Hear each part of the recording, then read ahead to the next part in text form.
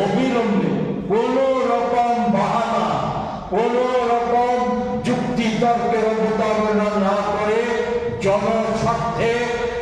হাইকোর্টের যে রায়, সেই রায় ত্রিপুরার স্বার্থে শিক্ষক কর্মচারী, ভবিষ্যৎ কর্মপ্রার্থী, বর্তমান কর্মপ্রার্থীদের স্বার্থে সেই রায় অবিলম্বে সরকারকে কার্যকরী করতে হবে। এর অন্যথা করা যাবে না।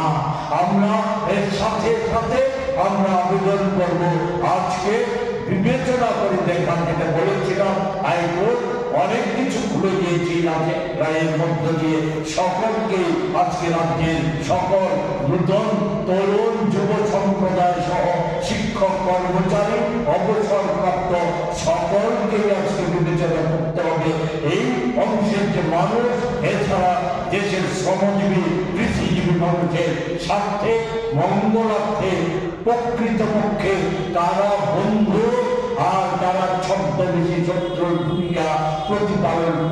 করে আসছে, এটা আজকে নির্ণয় করে আমাদের ঐক্যবদ্ধ এই যে জনবিরোধী সরকার, এই সরকারের বিরুদ্ধে ঐক্যবদ্ধ প্রতিরোধ আন্দোলন করে চলতে হবে। এই কথাটি বলে আমরা আমাদের একটা প্রেস নোট আছে, এটা যদি আপনারা ছবি তুলে নিয়ে যান, সেটা